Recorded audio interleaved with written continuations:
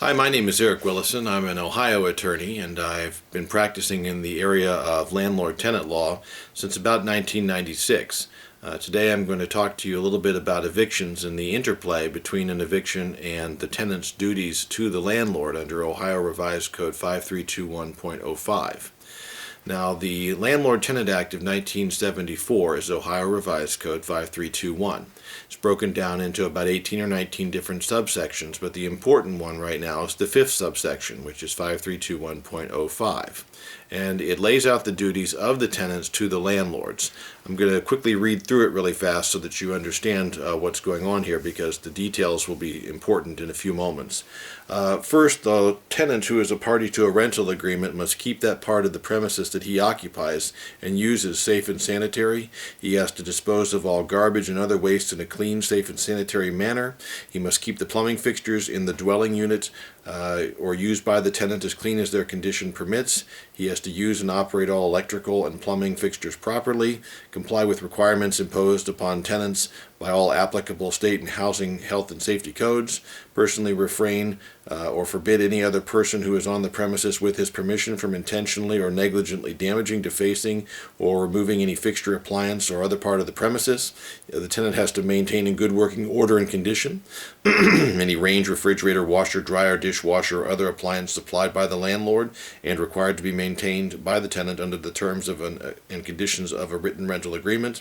Also must conduct the tenant must conduct him or herself and require other persons on the premises with his consent to conduct themselves in a manner that will not disturb the neighbor's peaceful enjoyment of their premises.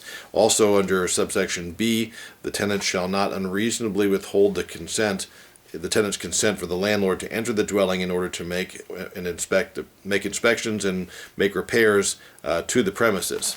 Now, a lot of landlords have tenants who act the fool and start violating some part of 5321.05.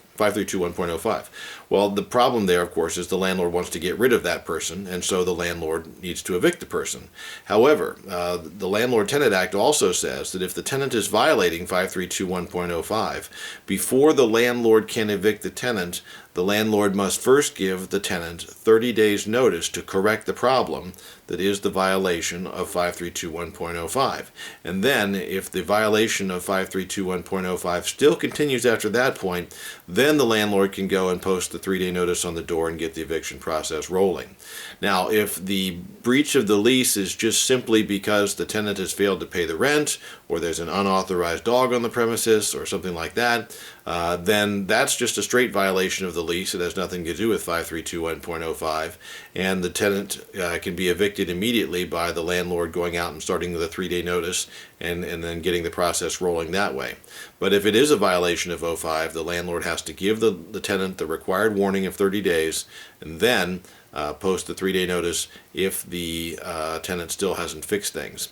Now, some landlords try to get sneaky and they try to put the entire text of 5321.05 into their lease and then go in and argue, Your Honor, it's just what the tenant did is a violation of the lease, not a violation of 5321.05 because I incorporated 5321.05 into the lease agreement.